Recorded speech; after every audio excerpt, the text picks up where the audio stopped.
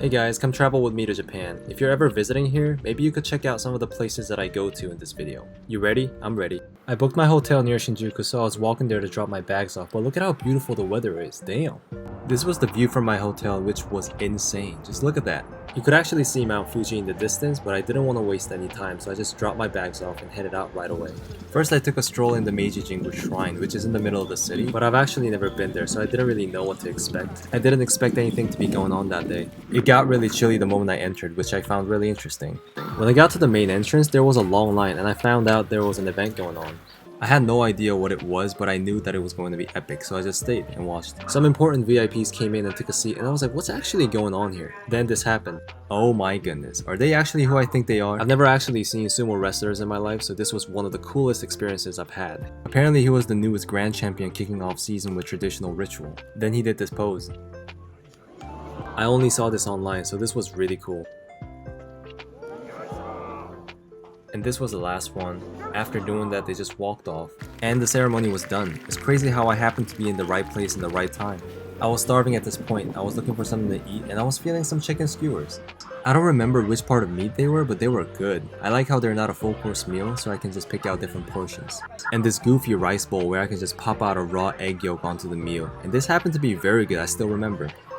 Yeah, I don't know what I'm doing there.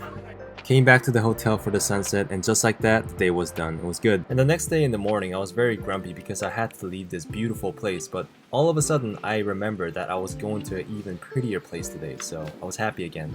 Got my favorite energy and vitamin gel from the convenience store and some snacks to eat. And I started watching this Japanese Netflix show called Hotspot, and it was kinda decent, and I happened to be going to the place where it was filmed. And there was a stop on the way, but I had to film this because look at how pretty the countryside is. Something about it really heals my soul. When I saw Mount Fuji, I knew I was almost there, but unfortunately the weather was a little bit cloudy, so. We passed by this amusement park named Fuji Q Highland, and they're known for really scary rides, so maybe I'll come here next time. And just like that, we arrived at the Kawaguchiko station. Look at how pretty this place is. It's unreal. It looked almost magical. I could also see the peak of the mountain at the time, which made it 10 times better. I was really disappointed at the weather forecast, but this made me really happy. On the way to the hotel, we passed by some small houses and a beautiful lake, and they told me there was a firework event going on at 8 p.m. Crazy coincidence again, I promise I didn't plan it. And I got to the room, and look at this room. This is all I ever wanted. The lake view and the Mount Fuji in the distance. Staying in this room really healed the inner child in me who loved watching anime growing up. This was a crazy experience. But I was on a mission. I had a place that I really needed to go. So I left the hotel right away and I was running. So I always wanted to see Mount Fuji since a long time ago, but every time I got a chance to see them, it was always cloudy, so I had missed the chance. So seeing it like this, despite the gloomy forecast, I really couldn't complain. It felt like it got prettier the more I looked at it, you know? So I got off the station and I was walking to the park, but I got hungry again, so I was really looking for something to eat. Then in the street, I found this local shop that was selling pork soup and other warm food for winter, so I really wanted to try them. And to be honest, it wasn't really that much. It was only carrot, radish, and a few pieces of meat, but it still hit different because it was warm and that surprisingly filled me up. So I got to the entrance of the park, not really expecting the number of stairs that would destroy me. It was overwhelmingly a lot, but the view though, it was only the beginning. Can you imagine how it'd be at the top? I took this on the midway when I was taking a break, but seeing this view in real life was insane. And here we are at the top. Look at me jumping like a little kid. I was so happy. Pose 1, 2, 3, 4, 5, 6. I finally checked off one of my bucket lists. And here's the view. Easily one of the top 5 views that I've seen in my life. Man, I didn't really want to go back because the view got prettier the darker it got, but I couldn't really miss out on that firework by the lake, so I had to go. At this point, I was listening to the soundtracks from the movie Your Name, which I heavily recommend, and the vibe was immaculate. I was so thankful that I still got to see the mountain, despite the weather being so cloudy. When I come back to Japan next time, I think I'll plan more of my trips in the countryside because of how peaceful this is. But the one downside is I think the public transportation because it doesn't really come around often. I just took the taxi back to the main station because I didn't want to run out of time. I got some drinks and some strawberries from the local market to take back to the hotel. And I called my mom to tell her that I'm still alive before going out for dinner around the hotel. And I got my setup ready for the firework, and look at that, straight out of the animation. And after a long day, this meal was everything to me. Just look at that, it was so delicious that I almost inhaled everything. And that soup in the pot is called hoto, which is like a popular regional dish. And when I was done, this happened.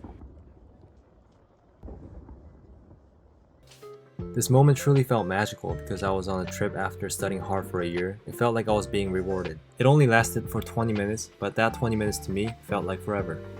And just like that, my day was done. In the morning, I woke up in a winter wonderland. Completely different vibe.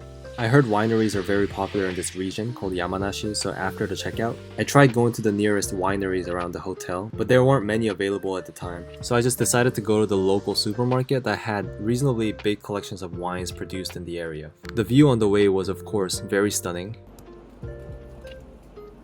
And they had this machine in the supermarket where you could pay a little bit for each glass, so I just took my chance. I felt like this was the only chance that I had to try local wines. They were actually really good, so I got a few bottles before I left. And I went to this popular hotel restaurant before I went back to Tokyo. Remember the regional dish that I showed you guys before the firework? This place is unique because it's shaped like a cloud, and on a clear day you would see Mount Fuji in the background. Could be a good photo spot. And this is it. It's made out of noodles and different vegetables and miso based soup. It tastes actually really good. And 30 minutes before I left, I stopped by the cafe for a quick caffeine boost. And this is on the way back. I don't really like sleeping in the bus because I feel like I might miss out on the pretty views like these. I'm not gonna lie, this view is really majestic. It makes me want to have superpowers and fight against the evil villains in the clouds, and maybe have some dramatic meltdowns in the middle. Why am I like this? I'm back in Shinjuku and I had to get this custard cream sandwich. I didn't want it, I just needed it. Even after eating that snack, I just needed to eat more, so I visited Shibuya, and I had gyukatsu, which is like a deep fried beef cutlets, and you grill it yourself on the stone provided at the table. And after that, my day was done. Time goes by so quickly in here. My last day began and I decided to get out of the city again. I'm seeing my special friend, and that is Mama-chan! Excuse my voice, but that's how I call him. Isn't he so cute? Look at him. He's so adorable. High five. Woo! So we went on a walk. The prefecture that I'm in right now is called Saitama, which is 30 to 40 minutes away from the city. And I love this place because this place feels very suburban. It's not too busy, but it's also not in the middle of nowhere. And the weather was perfect, so I just walked around, got some sunlight, and spent the day very peacefully. I couldn't have asked for a better last day. As the cherry on top, I got to have my favorite food in Japan, which is unagi bowl. It's a tradition for me to see the Tokyo Tower before I leave, so I stopped by this place as well. And just like that, my adventure was over. Thank you for watching the video, and I have only one more thing to say. Life is good. Life is good.